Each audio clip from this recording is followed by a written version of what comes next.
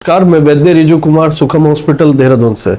आज ये वीडियो बच्चों के लिए बनाई गई है कि बच्चों की मेमोरी को या उनकी याददाश्त को या स्मरण शक्ति को कैसे तेज करें। उसके लिए आयुर्वेद में बहुत सारी औषधों का वर्णन किया गया है जिससे आप अपने बच्चों की मेमोरी को तेज कर सकते हैं। सबसे पहले हम ये जानेंगे कि इसकी ज़रूरत क्यों पड़ती है, क्योंकि आने वाला समय बहुत ही तेज हो गया है। हम अपने बच्चों को भी उसी के अनुसार ढालना चाहते हैं। तो मेमोरी अगर किसी भी बच्चे की आज हम ठीक से नहीं बढ़ाएंगे तो वो बार बार आगे जाकर उस बच्चे को फ्यूचर के लिए जो एग्जाम्स है या जो उनकी पढ़ाई है उसके फाइट करने में दिक्कत होगी। आयुर्वेद में इसको 3 भागों में डिवाइड किया गया है, धी, धृति, स्मृति। धी की बात अगर हम करते हैं तो ये जो हमारी पावर ऑफ रिकॉलिंग, ये पावर जो हमने शब्द हम बोलना चाह रहे हैं वो आए, वो ध्री को बोलते हैं। धृति जो पावर ऑफ हमारी डिसीजन है कि बच्चे बड़े होके कैसा डिसीजन लेंगे, वो सेकंड पार्ट है। स्मृति जो बच्चों ने पढ़ा है वो कब तक याद रहेगा, इसको हम स्मृति में डिनोट करते हैं। किसी भी बच्चे का ब्रेन का जो विकास है वो 6 वर्ष की आयु तक हो जाता है। उसके बाद सिर्फ उसकी ग्रोथ होती है। तो जो भी डेवलपमेंट या हम ग्रोथ करना चाहते हैं तो वो 6 वर्ष तक ही हो सकता है। और सबसे अच्छा तरीका है कि गर्भ संस्कार। अगर आप प्रेगनेंसी को ही वहां से लेके चले तो बच्चे के ब्रेन को हम गर्भ में भी उसके ब्रेन के सेल्स को डेवलप कर सकते हैं। जब हम गर्भ की ग्रोथ को पढ़ते हैं तो उसमें बोला गया है षष्ठे बुद्धि जायते, अर्थात जो 6ठा महीना होता है उसमें बुद्धि का विकास गर्भ में होता है। तो इस समय अगर हम मेद्य औषध यानी कि जो ब्रेन पे काम करने वाली आयुर्वेदिक दवाइयां हैं उनका सेवन गर्भिणी को कराते हैं तो उससे बच्चे के सेल्स, ब्रेन के सेल्स डेवलप होते हैं, जिससे वो एक अच्छे मेमोरी के साथ या अच्छी स्मृति के साथ जन्म लेता है। अब ब्रेन के सेल्स या मेमोरी को बढ़ाने के लिए आयुर्वेद में आहार विहार का वर्णन किया गया है। आहार मतलब जो हम भोजन लेते हैं या कोई एक्सरसाइज करते हैं, ये सब आहार के अंदर आता है। विहार हमारा रहन सहन, हमारी लाइफ स्टाइल पर डिपेंड होता है। इन दोनों का ही हमारी मेमोरी पर एक अच्छा असर पड़ता है। अगर मैं आहार की बात करूं तो बहुत सारी मेडिसिन ऐसी है या अन्न ऐसा है जो ब्रेन सेल्स को डेवलप करता है। जैसे एक एग्जांपल के लिए अखरोट या बादाम, जिनको हम कॉमनली भी घर पर यूज करते हैं। और कुमार भृत्य में ऐसा वर्णन किया गया है कि जब बच्चा पैदा होता है तो उसमें 6000 बिंदु उसके ब्रेन में होते हैं जो कि छोटे छोटे गोल्ड मेटल से बनते हैं।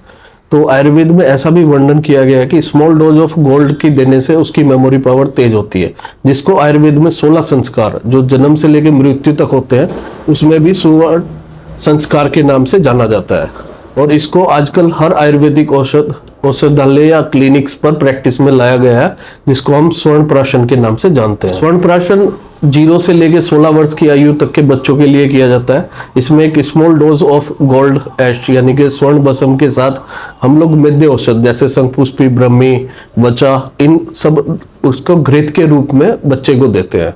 ये हर पुष्य नक्षत्र में ही दिया जाता है और पुष्य नक्षत्र में देने से बच्चे की मेमोरी पावर, उसका फिजिकल, उसका स्किन टोन, उसका डाइजेशन, ये सब भी इम्प्रूव होता है। अब हम बात करते हैं विहार की। विहार मतलब कैसी फिजिकल एक्टिविटीज होनी चाहिए, कैसा लाइफ स्टाइल होना चाहिए, उससे भी हमारी मेमोरी पर असर आता है।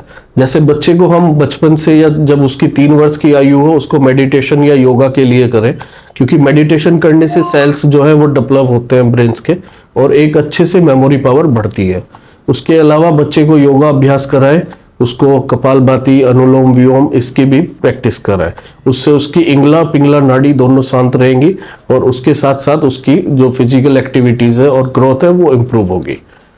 अब मैं थोड़ा सा एडवाइस उनके माता पिता के लिए बोलना चाहता हूँ कि जो बच्चे हैं उनको बार बार ना धमकाएं, क्योंकि उसका उनका बिहेवियर चेंज होता है। मानसिक रूप से बच्चे परेशान होते हैं, जिससे वो चिड़चिड़ापन और ये सब आता है।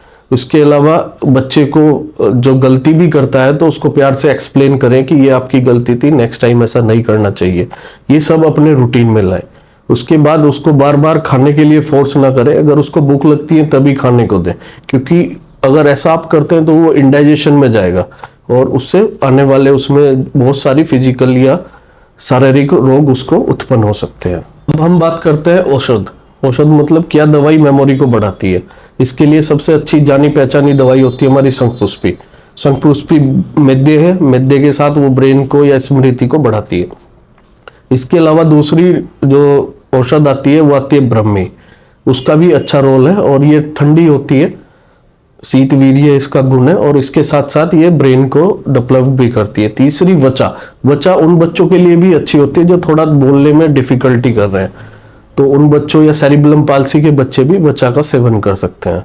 तीसरी आती है अश्वगंधा, ये फिजिकली आपको ग्रोथ करता है बच्चे को, और उसके जो फिजिकल हेल्थ है उसको इम्प्रूव करता है। जो फिफ्थ वन आती है वो आती है शतावरी, ये फीमेल ताकत के लिए होती है, और ये बल्ले है, ये मसल्स की स्ट्रेंथ को बढ़ाएगी और बच्चे को स्ट्रेंथ मजबूत करेगी। इसके अलावा आप बच्चे को डेली अभ्यंग कराएं। अभ्यंग मतलब एक हमारी पद्धति है आयुर्वेद में, जिसमें बच्चे को हेड से लेके टो तक पूरा अभ्यंग किया जाता है। इसे अलग अलग ऑयल से किया जाता है, जो बच्चों की ग्रोथ के अलग अलग ऑयल से बोलता हूँ। ये एक मेडिकेटेड ऑयल से किया जाता है जो बच्चों के लिए ग्रोथ को बढ़ाता है, चाहे उनकी बोन्स की ग्रोथ हो, चाहे उनकी मसल्स ग्रोथ हो, उन सबको बढ़ाता है। अभ्यंग करने से तीनों दोष सम अवस्था में रहते हैं और बच्चे बार बार बीमार नहीं होते हैं। लोगों ने सुखम हॉस्पिटल में किड स्पा करके एक नई चीजें लॉन्च करी थी, जिसका चार्ज हम लोग 500 रुपीज पर सेशन लेते हैं। तो जो भी बच्चे आप अगर अभ्यंग सीखना चाहते हैं या कराना चाहते हैं, उसके लिए आप यहाँ पर विजिट कर सकते हैं। धन्यवाद।